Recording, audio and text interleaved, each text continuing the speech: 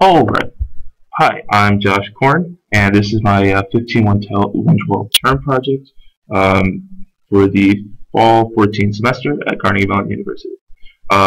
Before I start, I just want to say that I apologize for not showing myself throughout this presentation. I did intend on using the webcam to kind of show you what I'm doing with my hands because this is a very involved project, with the leap motion. However, I can't because I'm also actually using the webcam itself in my project. So unfortunately, I can't use it both in the project and to record. But you will see me pop in from time to time throughout the project. But to start, my project is called the Perfect Produce Picker. Basically, what it does is it allows the user to create a database of any items that you want. I have a pre-populated database of fruits and vegetables. You can theoretically do this for any type of item.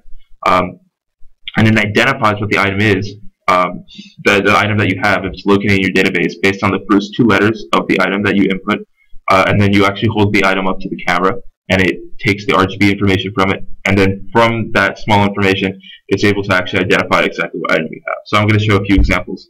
But when you launch this program here, it brings you to this really simple tutorial screen. So the leap motion is a bit finicky. If you haven't used it before, it's a little hard to get used to the range of motion. So it's just kind of a way to make it easier. So I'm actually moving my finger in and out, up and down. The arrows kind of tell you which way to move it to get into the sweet spot, right?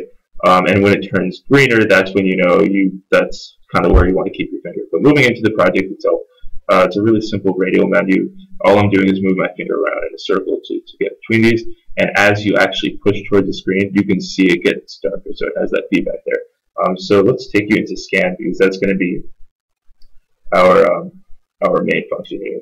So it brings you to this canvas that lets you draw out the first letter of the item that you're looking for. So in this case, let's start with an apple. I have an apple right next to me. So I'm just going to do an A. I'm just going to register it as an A. Then we swipe over. I'm just going to write a P. Sometimes, sorry, you mess up. I move my finger for a second. So all you have to do, swipe to the left to redo it. So let's try that again. That's just going to be a P. That's going to register. There you go. Boom. Now you're gonna see me. Hey, I'm gonna hold this apple right up here, and then it's gonna identify in a second that it's a red apple. Look at that. So it gives you a few seconds to hold it up to the camera, so you don't get caught off guard. But in the case that it was wrong and the item that I identified was not a red apple, it then shows you the second closest match to the side, and all you have to do is a quick swipe, and it brings you to that, which in this case is the green apple, and the next closest one would be a yellow apple. So that's pretty cool. Let's go back to the main menu, and I have a mango here, so I'm just going to show you a similar thing, just with another item, so you can believe that it does actually work, right?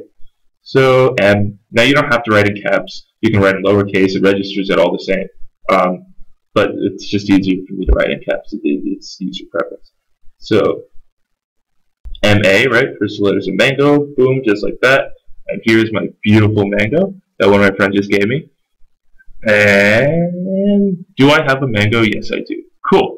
So that's the identification portion, which is the main part of this project, right? And like I said, it doesn't have to be fruits and produce. Fruits and produce. You can use any item. You know, as long as it has a name and a color, which is basically everything. It just so happens fruits are really nice to work with because they're colorful and they're fun, and then you can eat them afterwards. So that's that. Now I also have a custom add function and a browse function. So let's take you into browse first. This is a really cool way to basically see everything that you have. So it has it in alphabetical order, right? So blueberry, broccoli, cantaloupe. If you swipe to the side, you get to scroll between everything. You got oranges, peaches, woo, everything, great. But if you want to search for something specific, you have your general name here. And then your subclass or like your specification, right? So in the case of the apple, we had red, yellow, and green apples. But in the case of mango, we just had a single mango, right? So if you wanted to do everything that's red, you can just start typing red, and then you get everything that's red. In this case, we have red apples, red grapes, and red peppers already stored here. If you just want to look for apples, you can just type apple, right? So that's kind of the main idea, right? Anything with B, here the B's, and that's it. Cool. So that's our browse function, and I'm going to actually add a new item to our database that isn't there, and I'm going to show you that it appears so that you kind of can see how awesome this is. So let's go to add. Now with add, there's a lot of work done to basically make sure that there are no collisions, in the sense that if you already have a lime added and you just type in lime and you add a different picture, it's not going to overwrite it, but it'll actually create a second sample. But you don't have to write like lime 2 or anything. It'll automatically do that for you, and it'll create a second sample of the same item, so that you kind of have, a better chance of hitting it if you want to create, multiple samples of the same thing. But in this case, I love lemons, so let's do lemon. Lemons are yellow. I don't really have to specify that. There's only one kind of lemon. Now what I can do is just load the image from my computer. In this case, I have it here, downloads, and lemon. Just like that. Alright, cool, that's it. Then I just swipe to the side, item added, main menu. Let's do it. Now you will see, I apologize, when you go to browse, let's look for this. L. Woo, look, that wasn't there last time, but now it is. Pretty cool. Now I would show you that it can also identify it. However, I don't happen to have a lemon next to me, just some apples and mangoes.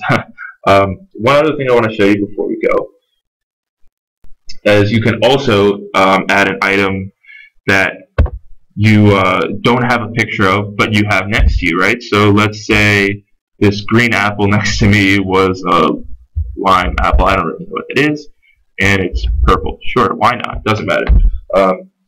I didn't click load image, so I'm going to swipe continue, but now it's going to pop up the camera, and here's my purple lime apple. Boop, just like that.